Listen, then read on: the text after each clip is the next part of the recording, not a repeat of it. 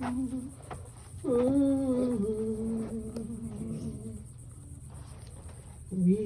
are often tossed and driven on a reckless sea of time.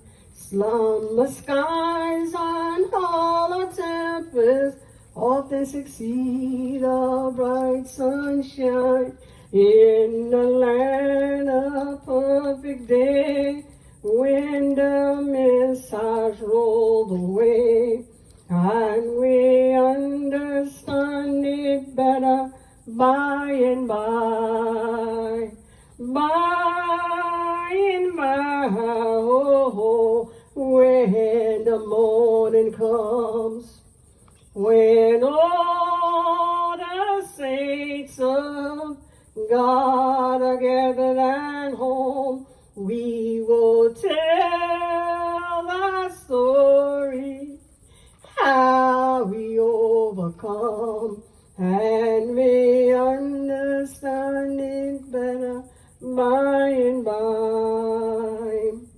We are often desolate of the things that life demands, want of shelter and of food, thirsty hills and barren land. We are trusting in the Lord, and according to his words, we will understand it better by and by. By and by, oh, when the morning comes, when all the saints of God are gathered at home, we will tell that story, how we overcome, and we understand it better by and by. By and by, we will understand it better. Welcome to Boone Hall, Plantation. Thanks for coming through by the Gullah Theater today. My name is Glander Pressley. I am a 7th generation Gullah. So today you're at the Gullah Theater. I'm hoping to help you understand what the word Gullah actually means. The word Gullah is actually a Hebrew word. It means redeem or redemption. A Gullah person is an African American that lives on the seacoast islands of South Carolina, North Carolina, Georgia, and Florida. However, you have lots of Gullah people that migrated up north during the Great Migration. A Gullah person is none other than a descendant of a slave. How they got here? They got here too by way of the Atlantic slave trade. You see, the first documented slave ship that came to America, it came in 1619. That was the White Lion. It went to Hampton, Virginia. They had about 20 or 30 enslaved on board. They were able to exchange them for services and goods. However, the last documented slave ship that came to America, it came over 50 years after slavery was banned. That was the Catilda. It went to Mobile, Alabama. Timothy Mayer only there from his friends that he could not make the journey to the west coast of Africa and capture and bring back the enslaved after the ban was put in place. He did just that. He made the journey to the west coast of Africa. He went in and captured about 160 enslaved. They brought that ship back across the ocean. They docked it on the edge of their property in Mobile, Alabama. They unloaded their cargo. They spent a few nights in the wilderness. They proceeded to take the ship upstream and they set it ablaze and they sunk it in an effort to cover their crime. However, you see, Cujo Lewis, one of the last three survivors of the Catilda, was in so much despair that he would cry night and day. The only relief he got is when he wrote in his journal. So in recent years, as they started to do research on the Catilda, they had some of his writings translated. They were able to go to the location and they found the wreckage in 2019. That area in Mobile, Alabama, originally called Plateau Magazine, Alabama, because Cujo missed his home of Africa so bad, he advocated. He had the name of the town changed to Africa Town. Because all of the descendants that still live in the same area, they created a documentary in recent years called The Descendants. UNT 2024, they released another documentary called Catilda Return. That is where some of the descendants that made their journey back to Africa. It aired on Disney Plus and Paramount. Zora Neale Hurston, one of the only journalists that ever interviewed Cujo, she interviewed him and she had documented all of the details of what it was like to be aboard the last human cargo ship that came to America. She wrote a book that she completed the summer of 1927 and hopes to have it published by 1932. However, you see, in some parts of the book, she wanted to honor Cujo. She wrote in the exact dialect of Gullah in which he spoke, and because of that, they would not publish the book at that time. That book was not published until 2018. That book is called Barracoon. Barracoon has all of the details of what the journey was like to be aboard the last human cargo ship that came to America. Barracoon. In order to give you a clear understanding of the journey of the Gullah people, I take you to the west coast of Africa. You see, whenever they made the journey to the west coast of Africa, they went in search of people that had knowledge and skills of how to plant and cultivate rice, cotton, indigo, and other agriculture crops. They went to areas of Sierra Leone, Senegal, Ghana, and Gambia.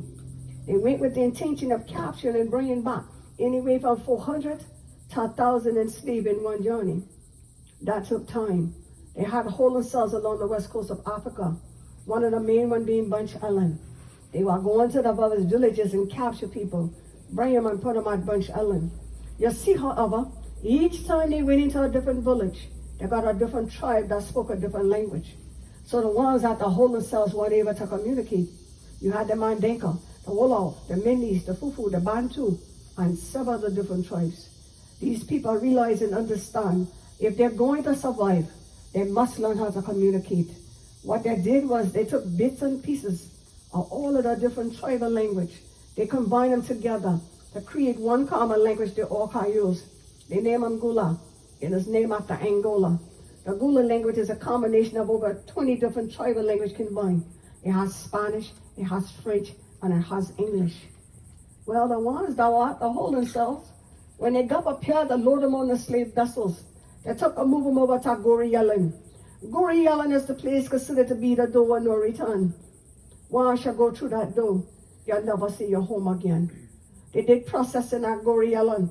They wanted to strip away any and everything that would remind them of their homeland. Because you had several different tribes. They identified by the way they did their hair. Some had braids, plaits, cornrow, locks. Some had Bantu knots. Some had twists. Some had shreddings just like me. They would shave their heads. Just imagine what it must have felt like to have your family together only to be separated. They send the mom one direction, the pa one direction, the children a different direction. When they were loaded on these vessels, they were loaded wearing only one thing, and that was shackles. They had their wrist shackle, and their ankles were shackled. You had some vessels, they had little slabs built in them. They would take a lay and stock them in there, head to foot, like you stock sardines in a can. Other vessels, they just place them on the floor wherever they find a vacant spot. You see, however, the journey across the Atlantic Ocean can take anywhere from 5 to 12 weeks. During that journey, these people were being transported in every human ways possible you can think about. Along the journey, they would take them up on deck, let them walk around to get exercise. Some was in so much despair, and when they got up there, they preferred to jump overboard to their death, allow the ocean to wash them back to their homeland free, than make that journey across and live a life as an enslaved. I can imagine they were singing, "Oh, freedom, oh, freedom, oh, freedom all over me, and before I'll be enslaved, I'll be buried in my grave, and go home to my Lord and be free." Don't you know? There were times they had women on board that were going to child labor. Those babies were delivered, taken on deck and thrown overboard. There were times many of them would go to sleep at night that didn't wake the next morning. They were tossed overboard as well. The only resistance they had was not to eat. The ones that choose not to eat, they had a special tool they would use. And they would take and they would use it and pry their mouth open and force feed them. They wanted to protect their investment. If they choose not to swallow, they will put hot rocks in their mouth. The ones that made the journey were taken to various locations. The ones that resisted the most, they put them off first in the Caribbean. Then they make the journey up the coast of Florida and put some there. Then they make a stop in Georgia, South Carolina, and North Carolina. 40 to 60% of the enslaved that came in, they came in through Sullivan's Island. When they got there, they had to go through another process. Now they were checking them for things like malaria, yellow fever, and other various diseases. However, many were sick. They didn't get enough to eat during the journey. Come to find out, the very thing they were feeding them were making them sick. They were feeding them sorghum. If you don't know, that's something they feed the hog and pigs. So when you hear people say the foodways of America is still by Africa, it is because of the Atlantic slave trade.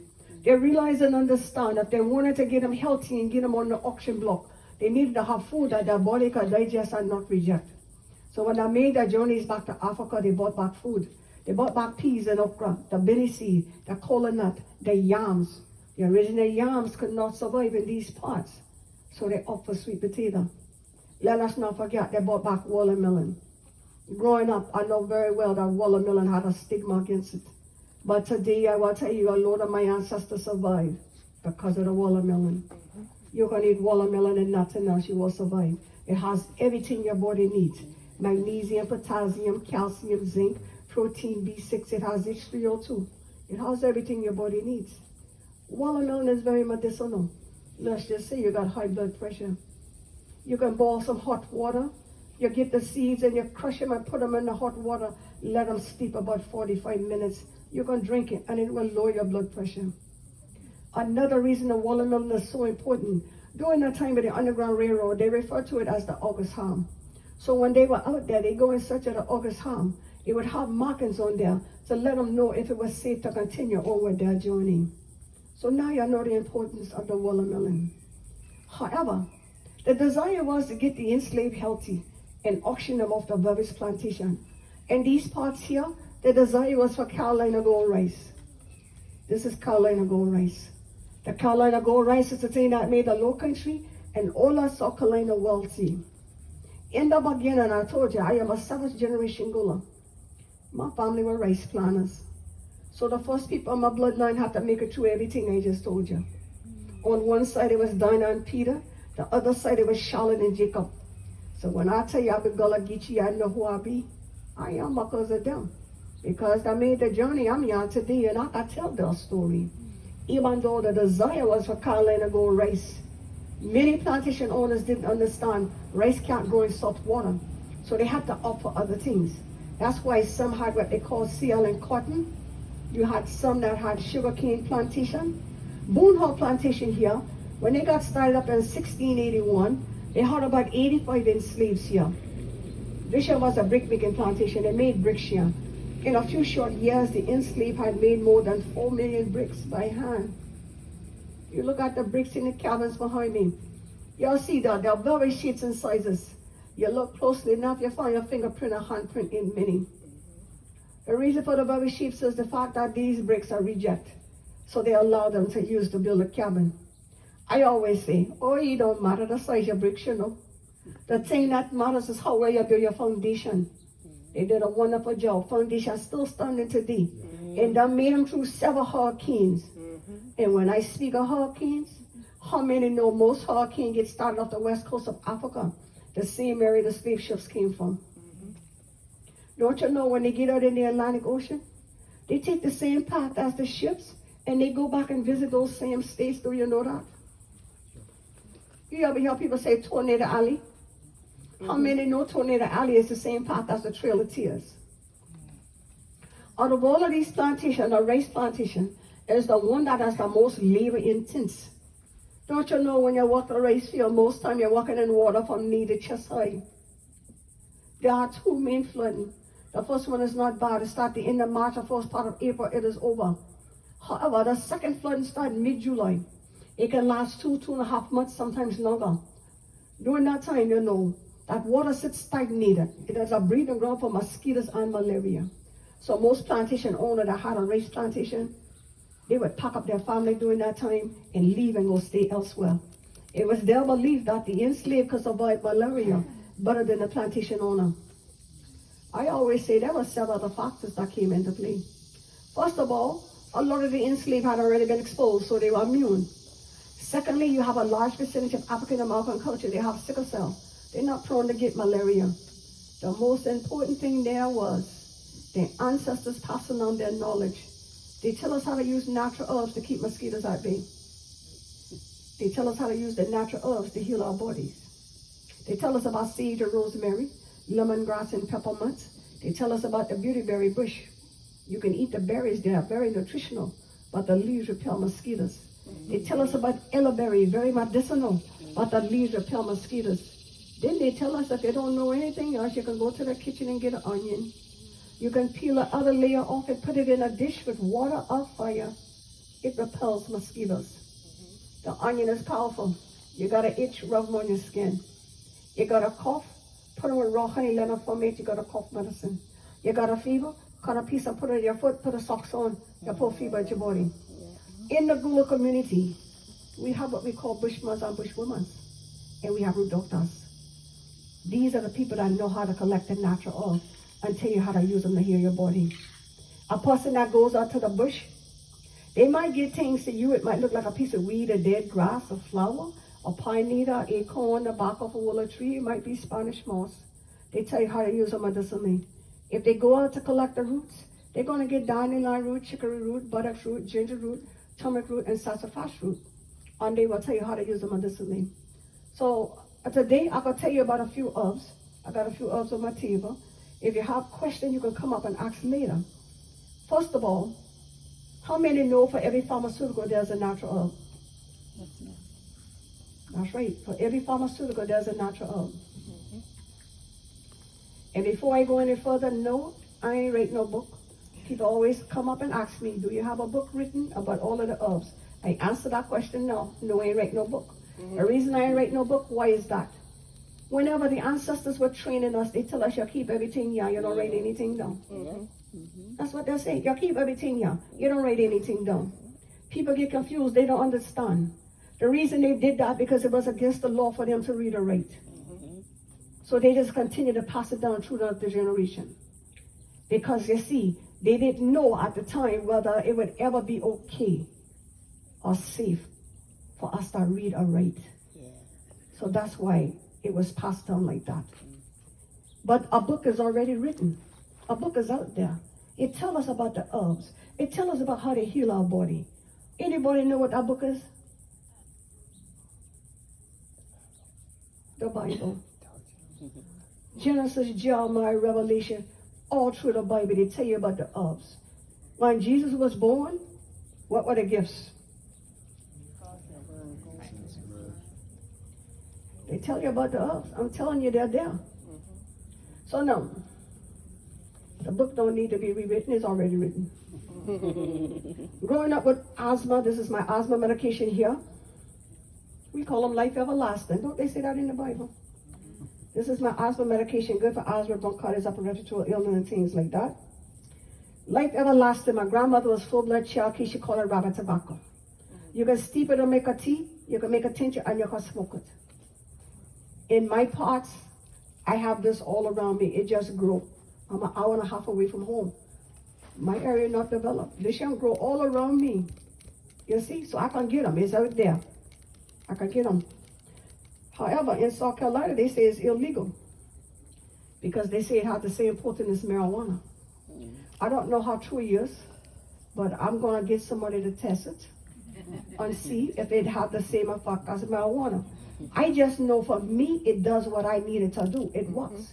My asthma is so well under control, I barely ever have a flower. It has a sister flower that you can get legal from an herbalist. The scientific name is Helochrysina. You see, most time they use this one as a tincture or oil to put on the skin for eczema or bruises and varicose veins and things like that.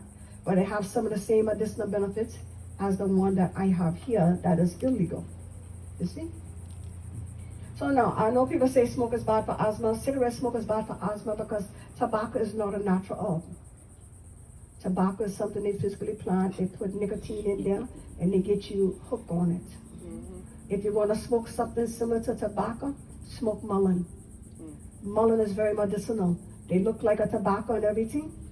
The only thing mullein is good for COPD, is good for anybody who want to cleanse their lungs. You want to quit smoking, smoke mullein. You see? Mullein is versatile. You can make a tea, a tincture, a poultice, and you can actually smoke them. Mullein was the first toilet tissue I ever had. And people often laugh, you know, but during that time, people didn't get hemorrhoids because mullein is medicinal.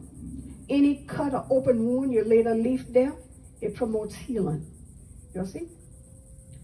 This right here is the sassafras root. Sassafras is highly inflammatory, good for aches and pain. It helps with circulation, so it's like a natural blood thinner. However, this is illegal too. So I got an illegal tree. I got an illegal flower. So the reason they say it's illegal because they say it has sarsaparilla in there. And they say sarsaparilla is the thing that has a carcinogen that causes cancer.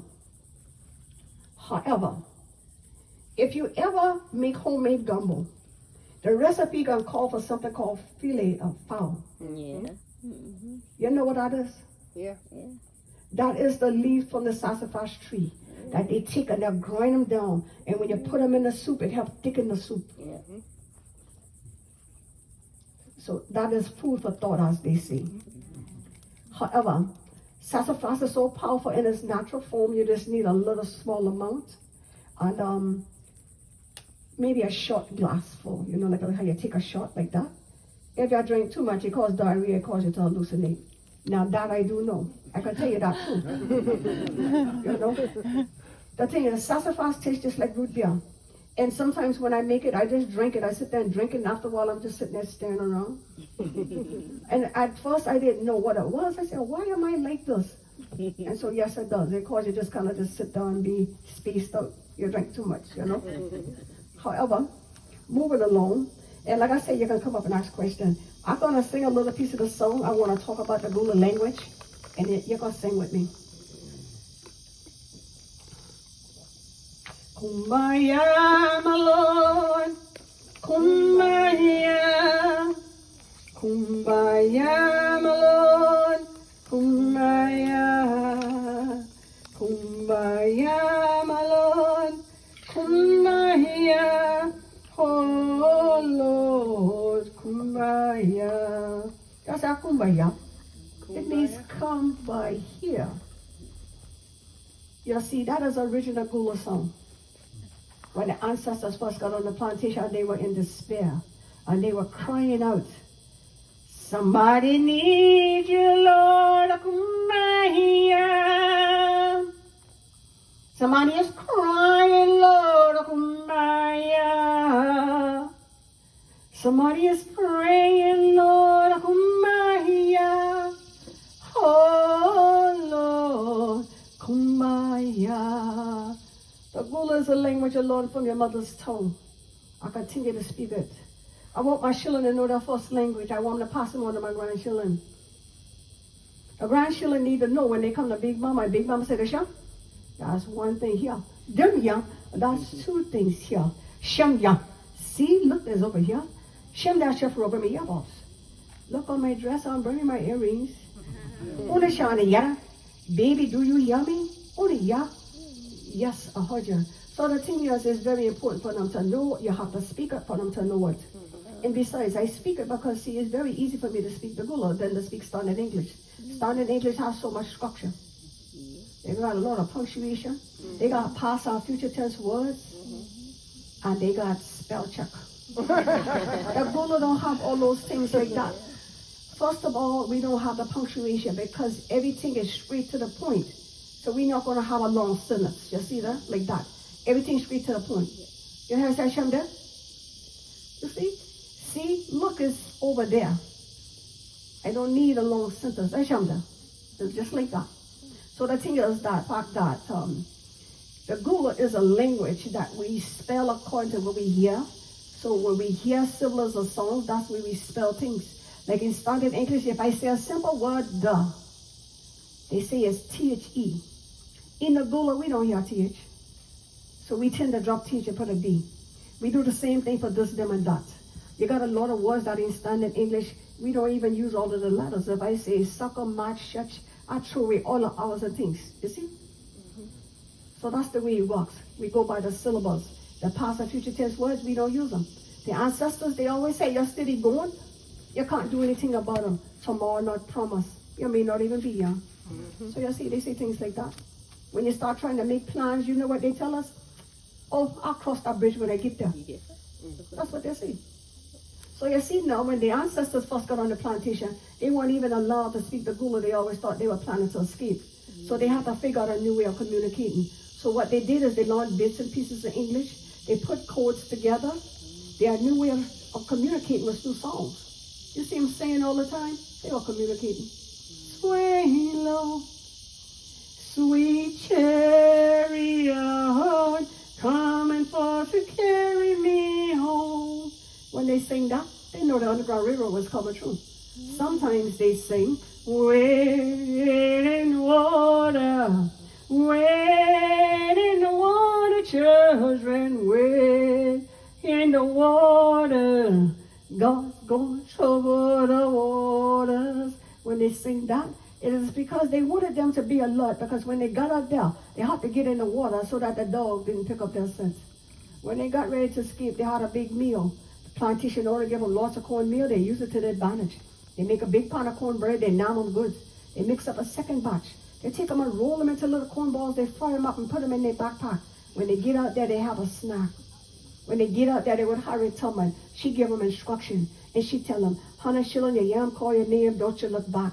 You keep going. The road of freedom is straight ahead. You see the lantern? Don't look back, you keep going. The road of freedom is straight ahead. Oh, well, you hear the dogs back there yapping. Don't you look back. You keep moving. You keep going, because the road of freedom is straight ahead. The whole while she kept encouraging them, because so many were afraid they wanted to turn back. She kept saying, stay focused on everything in front of you. Your journey may be long, but the road of freedom is straight ahead. Keep moving. No matter how she encouraged them, some were so afraid, before you know it, they turned back. And when they turned back, yeah, the dogs were right there. In a panic, not knowing what to do, they reach in their backpack, grab a handful of those little corn balls, and take them and throw them to the dog and said, hush, puppy. That is how you get your hush, puppy. Thanks for coming through by the Gullah Theater today. Enjoy the rest of your day here at Boone Hall. Thank you. Thank you.